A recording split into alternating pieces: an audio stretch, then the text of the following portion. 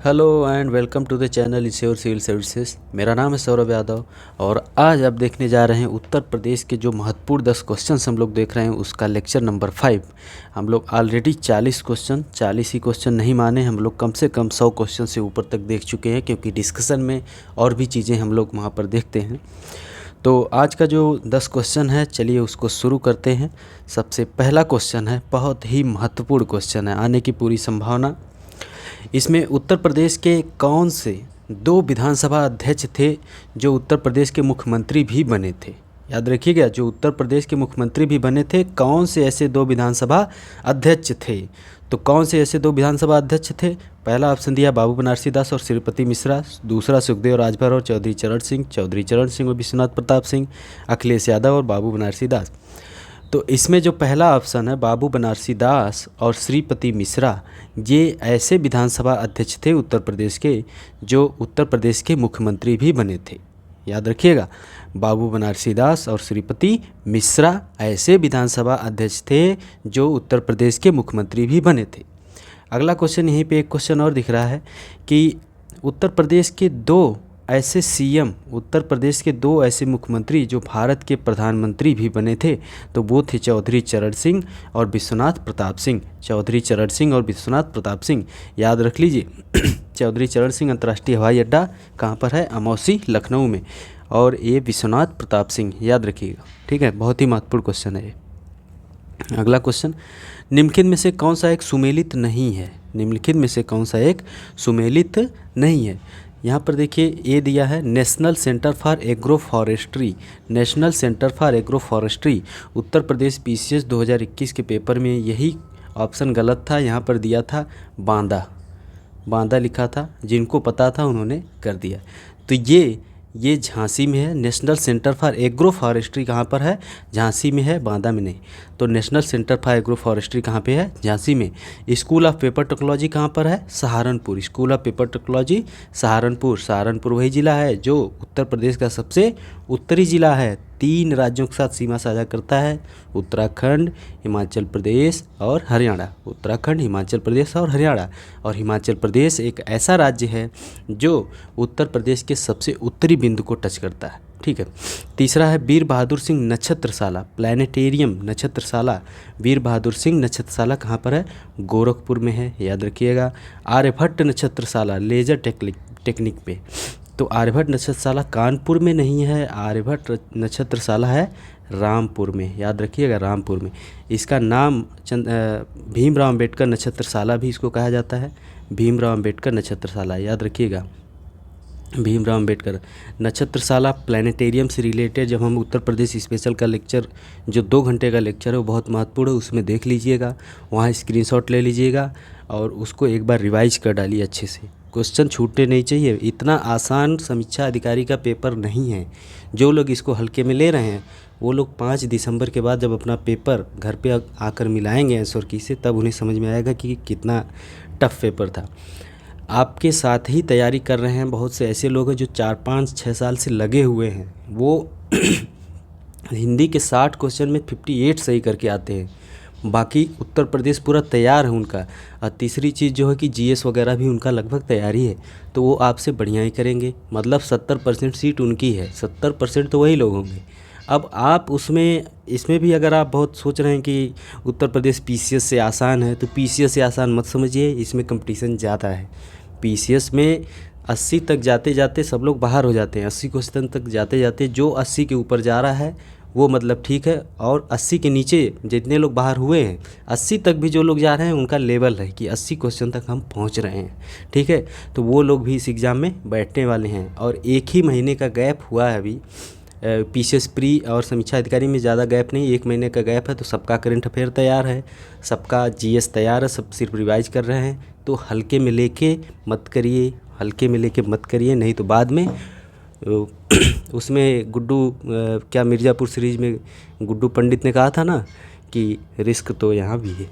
मतलब मुन्ना भैया घर आए और वापस ही ना जा पाएँ, रिस्क तो वहाँ भी है। तो रिस्क तो इस पेपर में भी है, जैसा risk Uttar Pradesh PCS pre में था, ठीक है। तो एकदम रेडी रहिए, एकदम हथियार एकदम मजबूत रखिए अपने आप को, डरिए मत, रुकना नहीं है हार के। चलिए, तो national centre for agro forestry Jhansi में है, school of paper technology Saharanpur में है, वीर बहादुर सिंह नक्षत्रशाला गोरखपुर में, आर्यभट्ट नक्षत्रशाला रामपुर में है, इसको एक और नाम से जाना जाता है डॉक्टर अंबेडकर नक्षत्रशाला। ठीक, अगला क्वेश्चन, उत्तर प्रदेश की सीमा भारत के कितने राज्यों से मिलती है? याद रखिएगा, उत्तर प्रदेश भारत का एक ऐसा राज्य है जिसकी सीमा 8 राज्यों से और एक केंद्र शासित प्रदेश दिल्ली तथा एक अंतर्राष्ट्रीय सीमा नेपाल के साथ लगती है। याद रखिएगा, और सबसे ज़्यादा सीमा लगती है मध्य प्रदेश के साथ, सबसे कम सीमा लगती है, ये आप लोग आंसर देंगे, सबसे कम सीमा उत्तर प्रदेश की किस राज्य के साथ साझा होती है। ठीक है, तो याद रखिएगा 8 राज्य हैं, एक केंद्र शासित प्रदेश है। सबसे पूर्वी जिला है उत्तर प्रदेश का बलिया, सबसे पश्चिमी जिला है शामली, सबसे उत्तरी जिला है सहारनपुर, सबसे दक्षिणी जिला है सोनभद्र। और सोनभद्र वही जिला है जो 4 राज्यों के साथ सीमा साझा करता है, MP, छत्तीसगढ़, झारखंड, बिहार। याद रखिएगा। चलिए, तो कितने राज्यों के साथ सीमा साझा करता है? तो 8 राज्य। याद रखिएगा, 8 राज्य, एक केंद्र शासित प्रदेश। निम्न में से किस जिले को अंतर्राष्ट्रीय सीमा स्पर्श नहीं करती? अंतर्राष्ट्रीय सीमा मतलब अंतर्राष्ट्रीय सीमा तो नेपाल के साथ है। हमने ट्रिक बताया है कि PK, ये क्वेश्चन पूछा गया है किसी एग्जाम में UP के, तो हमने ट्रिक बताया PK बस महाराज, PK बस महाराज। तो P से पीलीभीत, K से लखीमपुर खीरी, B से बहराइच, S से श्रावस्ती, B से बलरामपुर, S से सिद्धार्थनगर, फिर ये महाराजगंज।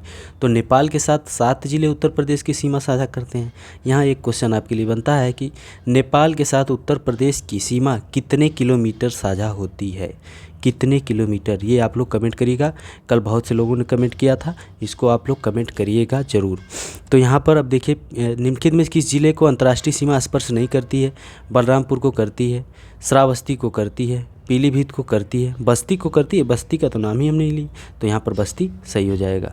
ओके, इसी प्रकार से बिहार के साथ कौन कौन सी सीमा साझा होती है? उत्तराखंड के साथ, हरियाणा के साथ, दिल्ली के साथ, मध्य प्रदेश के साथ, सब हमने ट्रिक के द्वारा बताया है। अगर आपने लेक्चर नहीं देखा है तो वापस जाके देख लीजिए, और जिन लोगों ने देखा भी है वो लोग भी जाकर एक बार रिवाइज कर लें। 2 घंटे का लेक्चर है, ईयरफोन लगाइए, घूमते रहिए, सुनते रहिए और एग्ज़ाम निकालिए।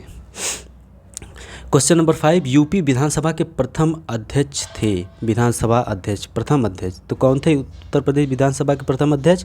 तो वो थे राजर्षि पुरुषोत्तम दास टंडन जी। याद रखिएगा। और उत्तर प्रदेश के वर्तमान विधानसभा अध्यक्ष कौन हैं? इसको आप लोग कमेंट करिएगा। आंवले का सर्वाधिक उत्पादन करने वाला जिला, उत्तर प्रदेश का कौन सा जिला जो आंवले का सर्वाधिक उत्पादन करता है? अभी हम कुछ दिन क्या इसके पहले वाले लेक्चर में हमने देखा था, आंवला के बारे में पढ़ा था। आंवला हम उत्पादन की बात नहीं किए थे। आंवला हमने कहा था कि बरेली में है, आंवला बरेली में। और एक हमने बताया था फूलपुर, फूलपुर है ये प्रयागराज में, प्रयागराज में।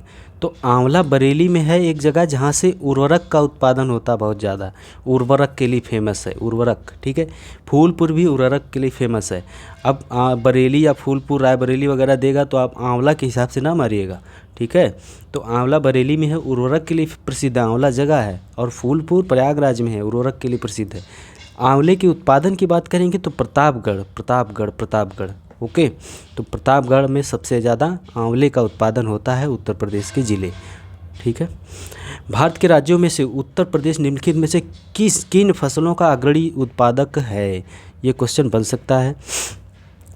तो किन फसलों का अग्रणी उत्पादक है? आप चाहे जो भी ऑप्शन हो यहाँ पर देखिए, किन फसलों का अग्रणी उत्पादक है? गेहूँ, गन्ना, आम, अमरूद, आंवला, दूध, पशुधन, आलू और कुल खाद्यान्न में। याद रखिए, कुल खाद्यान्न में भी नंबर 1 पर है गेहूँ। इसको आप लोग स्क्रीनशॉट ले लीजिएगा। गेहूँ में नंबर 1 पर, गन्ना में, आम में, अमरूद में, आंवला में, दूध में, पशुधन में भी नंबर 1, आलू में भी नंबर 1। कुल खाद्यान्न उत्पादन में प्रथम स्थान पर उत्तर प्रदेश है। तो गेहूँ, आलू, गन्ना। ठीक है, समीक्षा अधिकारी 2017 में पूछा गया है, फिर पूछा जा सकता है, क्योंकि उत्तर प्रदेश PCS हो, समीक्षा अधिकारी हो, और भी कोई एग्ज़ाम हो, उसमें रिपीट होते हैं उत्तर प्रदेश से क्वेश्चन, रिपीट होते हैं बहुत। ठीक है, उत्तर प्रदेश में सिंचाई के मुख्य साधन हैं। अब यहाँ पर सुमेलित करना है कि मतलब इनके महत्व के घटते क्रम में सही कूट का चयन करें। मतलब कि सबसे ज़्यादा सिंचाई का मुख्य साधन, सबसे ज़्यादा किससे सिंचाई होती है, फिर उसके बाद कौन सा, फिर उसके बाद। तो सबसे ज़्यादा हमने बताया था कि नलकूप के द्वारा सिंचाई होती है, और भारत में उत्तर प्रदेश में अगर क्षेत्रफल की दृष्टि से देखा जाए तो नलकूपों के द्वारा सिंचाई भारत के राज्यों में उत्तर प्रदेश में सबसे ज़्यादा नलकूपों के द्वारा होती है क्षेत्रफल में। नहरों की बात करें तो नहरों के द्वारा उत्तर प्रदेश में जो है कि समीक्षा अधिकारी के पेपर में क्वेश्चन आया पिछली बार, 30.91% नहर के द्वारा सिंचाई होती है, और आयोग ने भी यही आंसर माना है। आज की डेट में मार्केट में जितनी किताबें उपलब्ध हैं या फिर इसके पहले जो उपलब्ध थी उसमें 30.91% नहीं दिया है। नेट पे आप गूगल पे सर्च करेंगे तो नहरों के द्वारा 30.91% देगा, ठीक है। और लगभग सभी लोगों का गलत हुआ था। तो नहरों के द्वारा 30.91%, और नलकूप के द्वारा सबसे ज़्यादा, उसके बाद नहरों के द्वारा, फिर तालाब और कुएं का स्थान आता है, फिर अन्य साधन। तो सबसे पहले कौन सा है? सबसे पहले नलकूप है, यानी नंबर 2, सबसे पहले नंबर 2, ठीक। और फिर उसके बाद 1 नहर, फिर नंबर 3 तालाब कुएं, नंबर 4 अन्य साधन जो भी हैं पुराने वाले, जैसे अर्घट होता है, अर्घट होता है, ये है तत्सम शब्द, ये तत्सम है। इसका तद्भव क्या होगा? रहट। तो रहट जो है, रहट भी सिंचाई का एक साधन है, याद रखिएगा। नंबर 9, निम्न में से कौन सुमेलित नहीं है? राजघाट बांध, रानी लक्ष्मीबाई बांध, मतलब कौन सी नदियों पर ये सब डैम है इस प्रकार? माता टीला बांध है बेतवा नदी पर, रिहंद बांध है रिहंद नदी पर, रिहंद बांध रिहंद नदी पर, रानी लक्ष्मीबाई बांध बेतवा नदी पर, राजघाट बांध यमुना नदी पर नहीं है। राजघाट बांध किस नदी पर है? राजघाट बांध भी बेतवा नदी पर ही है, ठीक है। तो याद रखिएगा, राजघाट बांध भी बेतवा नदी पर ही है, ठीक है। अगला क्वेश्चन, अर्जुन सहायक परियोजना किस नदी पर बन रही है? तो अर्जुन सहायक परियोजना किस नदी पर बन रही है? अभी ये न्यूज़ में था, करंट का टॉपिक है, तो याद रखिएगा, बेतवा नदी की सहायक नदी, बेतवा की सहायक नदी धसान नदी है, धसान नदी पर अर्जुन सहायक परियोजना अभी बन रही है, सिंचाई परियोजना है, ओके। तो अर्जुन सहायक परियोजना किस नदी पर? बेतवा नदी की सहायक नदी धसान नदी पर, महोबा ज़िले में। किस ज़िले में? महोबा ज़िले में। महोबा ज़िला पान के लिए बहुत प्रसिद्ध है, पान उत्पादन में उत्तर प्रदेश में नंबर 1 पर है महोबा। पान अनुसंधान ऐसे करके एक केंद्र भी हैं यहाँ पर महोबा में, याद रखिएगा, महोबा में। और अभी हम आंवले के बारे में बताएं तो आंवला कहाँ? प्रतापगढ़ में। आंवला प्रतापगढ़ में सबसे ज़्यादा इसका उत्पादन होता है, ठीक है। तो ये रहे आज के 10 क्वेश्चन, जिसमें हम लोग बहुत कुछ चीज़ें देखा गया। फिर हम मिलते हैं आपसे अगले लेक्चर में, तब के लिए नमस्कार।